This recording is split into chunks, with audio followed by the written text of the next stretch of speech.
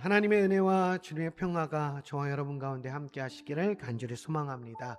오늘도 우리를 예배 자리로 부르신 하나님께서 저와 여러분의 삶을 새롭게 하시고 또 풍성한 은혜로 평안 가운데 함께 하실 줄 믿습니다.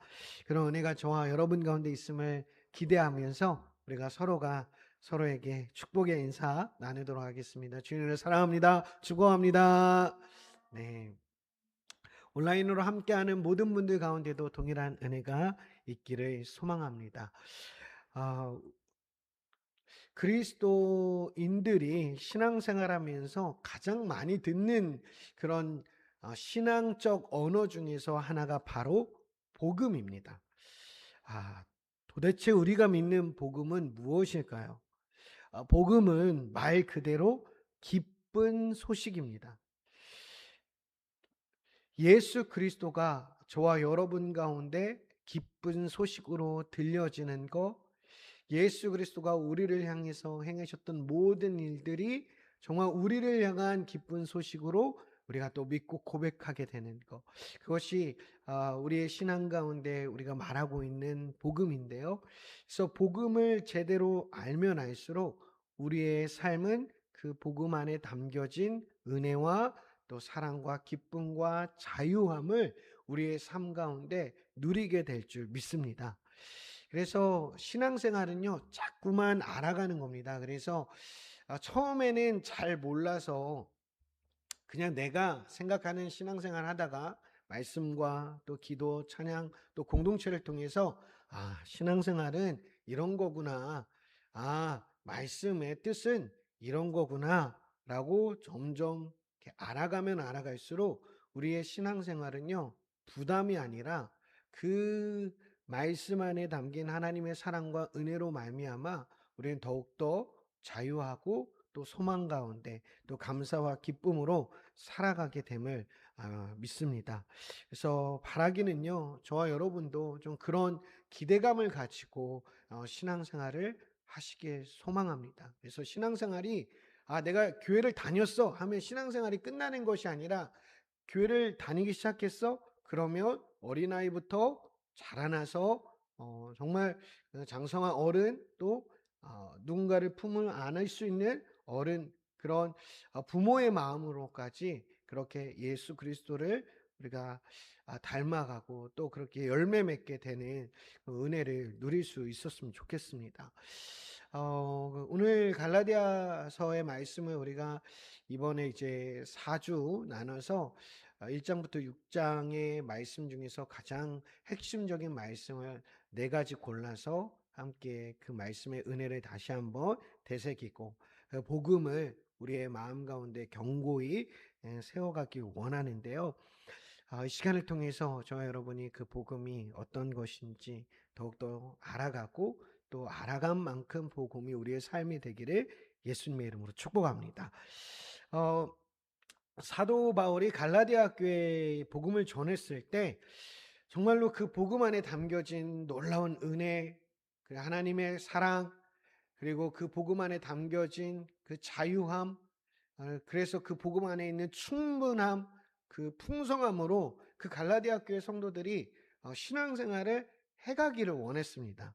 그런데 바울이 이 갈라디아 교회 소식을 들었는데 처음 신앙생활한 것과 다른 모습으로 신앙생활을 하게 된다는 소식을 듣게 된 겁니다. 그래서 너무나 안타깝고 또 복음으로 시작했던 그 갈라디아 교회 성도들이 정말 이제는 예상치도 못하게 그 복음과는 상관없는 신앙생활하는 모습에 때로는 이제 화가 나서 절절한 마음으로 편지를 쓰는 것이 바로 갈라디아서입니다. 그래서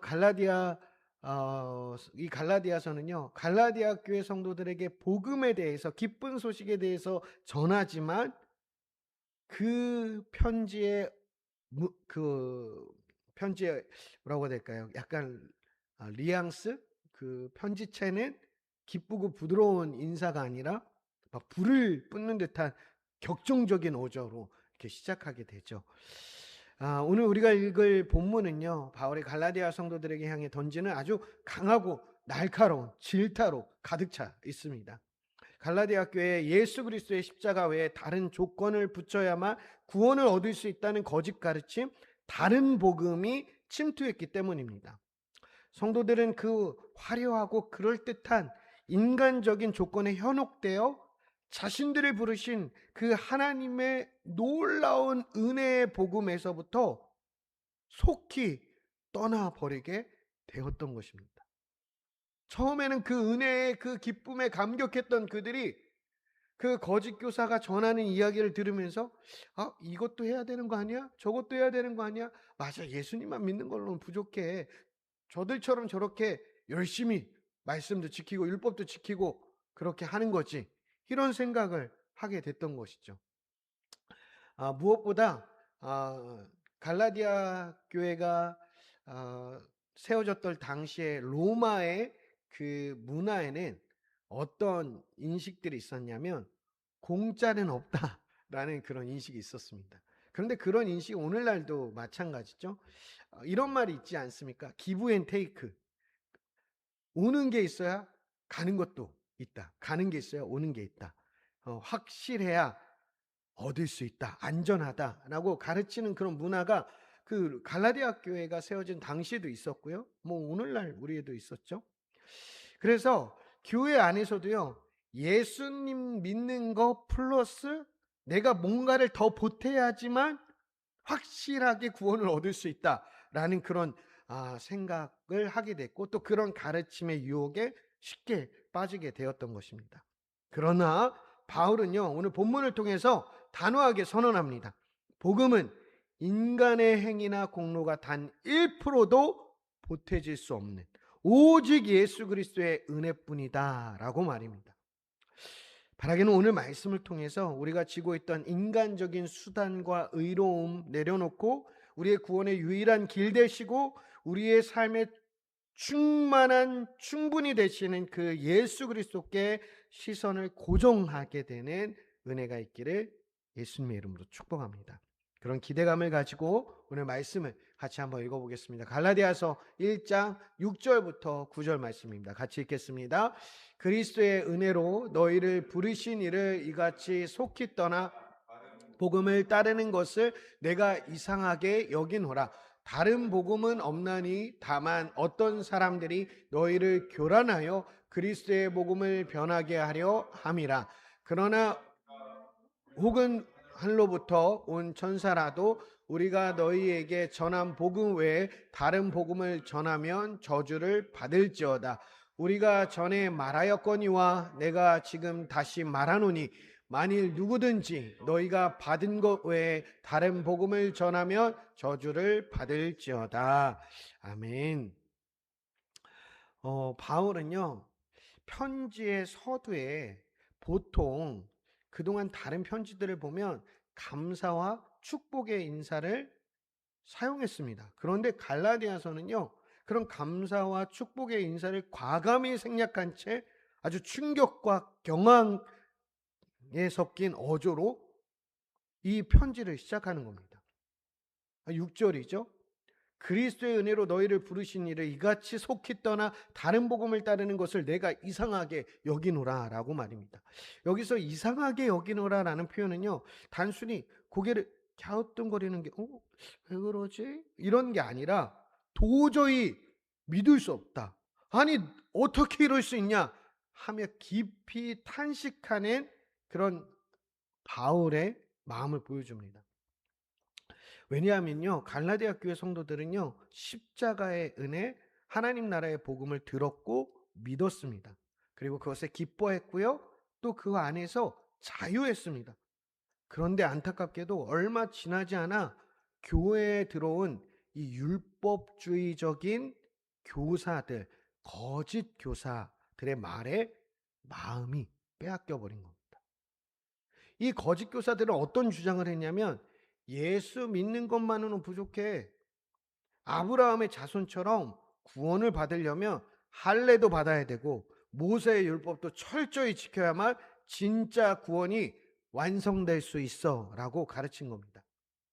바울은요, 이 그럴듯한 주장에 대해서 7절에 단호하게 선포하죠. 어떻게 이야기합니까?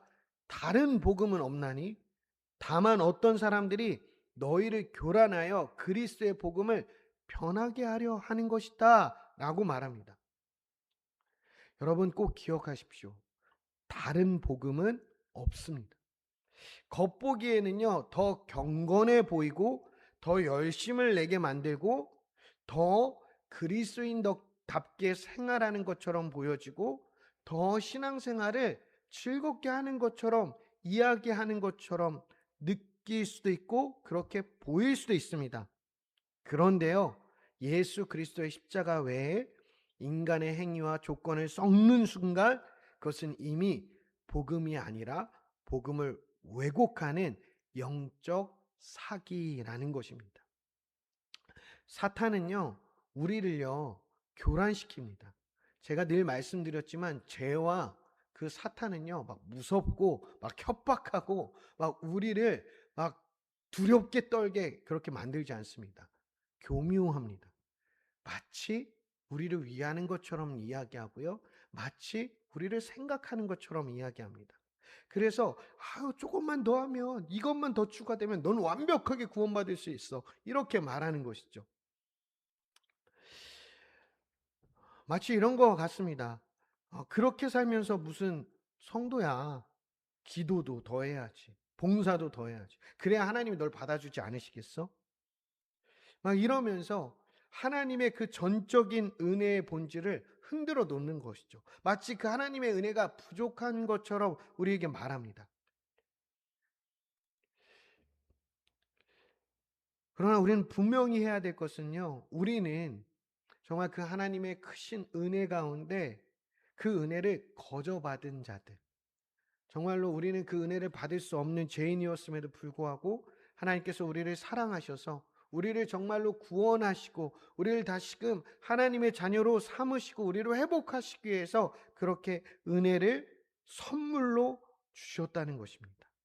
우리가 잘나서 우리가 뭔가를 해서 뭔가를 자격증을 얻어서 그런 어떤 조건과 상황과 환경이 돼서 우리에게 은혜를 주신 것이 아니라 하나님이 우리를 사랑하시기, 우리가 방황하고 우리가 죄와 사망 가운데 죽어가는 모습을 보시는 것이 너무나 안타까우셔서 우리를 그렇게 구원하시고 하나님의 자녀 삼으시기 위해서 우리를 은혜를 베풀어 주셨다는 것입니다. 그 은혜라 바로 예수 그리스도입니다. 예수 그리스도가 우리의 유일한 복음임을 잊지 않는 저와 여러분 되시길 소망합니다. 그 복음의 은혜를 기억하면서 신앙생활하는 것과 그 은혜를 알지 못하고 신앙생활하는 것은요, 너무나 큰 차이가 있기 때문입니다. 바라기는 저와 여러분이 정말 예수 그리스도의 복음을 날마다 바라보고 그 복음 안에 담겨진 하나님의 마음을 늘 마음 안에 새기는 그런 은혜가 있기를 소망합니다. 그러면서 바울은요, 다른 복음을 전하는 자들을 향해서 타협 없는 아주 무서운 경고와 심판을 선언합니다. 8절이죠. 그러나 우리나 혹은 하늘로부터 온 천사라도 우리가 너희에게 전한 복음 외에 다른 복음을 전하면 저주를 받을지어다. 바울은요, 9절에서 이 말씀을 똑같이 한 번 더 반복합니다. 성경에서 같은 말을 두 번 반복하는 것은요, 절대 놓쳐서는 안 될 엄중한 그런 의미가, 메시지가 담겨져 있다는 뜻입니다. 바울은요, 어떻게 이야기하냐면 사도 자신이나 심지어 하늘에서 내려온 눈부신 천사라 할지라도 십자가의 복음, 예수 그리스도의 복음 외에 다른 것을 전하면 저주를 받을 것이다 라고 선언하죠. 상상이 안 되는 표현입니다. 사랑과 긍휼과 그리고 그 은혜를 말하는 바울이 저주를 이야기한다고요? 이 바울이 이야기했던 저주는요, 어, 하나님의 심판을 의미하는데 이 저주라는 표현이 언제 쓰였냐면요, 구약의 여리고성이 하나님께 심판을 받을 때 사용했던 단어입니다. 그러니까 어떤 말이냐면 악과 죄가 극에 달해서 결국 심판을 받을 수밖에 없는 상태가 될 수밖에 없을 것이다 라고 말하는 것이죠. 이 말은 무엇이냐면, 우리가 복음이 처음에는 똑같은 복음이라고 생각했는데, 이게 다른 복음이 아주 조그만 차이가 있어도, 여러분 각도기를 한번 생각해 보시면 됩니다. 처음에는 이 각도기를 보면 차이가 별로 없어 보이잖아요. 그런데 진짜 복음은 생명으로 가지만, 가짜 복음, 복음의 다른 것을 전하는 복음은요, 점점 가면서 하나님의 생명과는 상관없는 사망과 죽음으로 갈 수밖에 없는 것이죠. 그래서 저주를 받을지어다 이라는 표현은, 너희들은 결국 하나님의 생명에서부터 멀어지는 삶으로 결국 하나님께 심판을 받을 수밖에 없게 될 거야 라고 말한 것과 같습니다. 바울이 왜 이렇게까지 격렬하고 무섭게 외치는 것일까요? 그것은 구원의 자리에 인간의 행위나 공로가 조금이라도 보태려는 시도가 우리를 위해 전부를 내어주신 예수 그리스도의 십자가를 모욕하는 일이면서 동시에 하나님의 뜻을 의심하는 불신이기 때문입니다. 예수님께서는요, 십자가에 숨을 거두시면서 다 이루었다 외치셨습니다. 이 예수 그리스도의 외침은요, 놀라운 외침입니다. 모든 것을 다 해결했다는 겁니다. 과거의 일, 현재의 일, 미래의 일까지요. 그 놀라운 은혜가 예수 그리스도의 십자가에서 이루어졌다라고 선언을 하신 겁니다. 우리의 죄값을 100% 완벽하게 지불하셨습니다. 그런데 거기에 대고 주님의 십자가는 99%만 완벽하니 나머지 1%는 내 착한 행실과 종교적인 열심과 아니면 신앙생활로 채우겠습니다 말하는 것은요, 예수님의 그 십자가의 은혜를 불신하는 비웃음과도 같은 것이기 때문이죠. 하나님께서 우리에게 주신 구원은요, 우리의 노력으로 따내는 자격증이 아닙니다. 예수 그리스도께서 우리를 위해서 하신 일, 십자가에서 죽으시고 부활하신 그 완벽한 사건을 오직 믿음으로 감사함으로 받아들인 것 외에는 다른 길이 없습니다. 우리의 구원에 인간의 그 어떤 공로도 끼어들 틈이 없다는 이 절대적인 복음의 진리를 늘 가슴에 새기시는 저와 여러분 되시길 축복합니다. 그런데 이 절대적인 복음을 우리가 정말로 믿고 고백하기 위해서는요, 하나님의 은혜가 필요합니다. 어떤 감정이나 아니면 즐거운 분위기, 아니면 따뜻한 어떤 돌봄으로는 우리가 예수 그리스도를 온전히 고백할 수 없습니다. 감정이 우리의 신앙의 중심이 되면요, 나보다 더 잘해주는 사람이나 나보다 더 지금 내가 있는 곳보다 어디가 더 좋은 것들을 해주고 또 이쪽에서는 더 이렇게 하고, 그래서 늘 나의 감정과 나의 상태가 기준이 되면요, 우리는요 늘 제자리를 맹돌 수밖에 없습니다. 그래서 바라기는요, 저와 여러분이 정말 우리 은구비 더한빛 공동체가 예수 그리스도 그분을 나의 구주로, 나의 주인으로, 나의 왕으로, 나의 구원자로 그렇게 고백하고 그렇게 또 믿고 따르는 그런 믿음의 삶을 살아가기를 간절히 소망합니다. 저는 늘 기도합니다. 우리 자녀 세대가 정말로 예수님을 그렇게 만나게 되기를 소망합니다. 부모님이 아무리 신앙생활을 잘한다고 해도 물론 그 부모님의 어떤 뒷모습이나 어떤 신앙생활이 아이들에게는 좋은 자극이 될 수 있습니다. 그렇지만 그것이 그 아이들의 신앙을 결정지을 수는 없는 것이죠. 그래서 저는 늘 기도합니다. 우리 자녀들 정말 예수님을 인격적으로 만나기 원합니다. 예수님을 정말 나의 구원자로, 나의 주인으로, 나의 생명의 왕으로 그렇게 받아들이고 의지해가며 삶을 살아가기를 그렇게 기도하죠. 우리가 그런 믿음의 고백이 있을 때 비로소 우리는 신앙생활 가운데 흔들리지 않을 수 있기 때문입니다. 삶 가운데에서도 흔들릴 수는 있지만 주저앉지 않을 수 있기 때문이죠.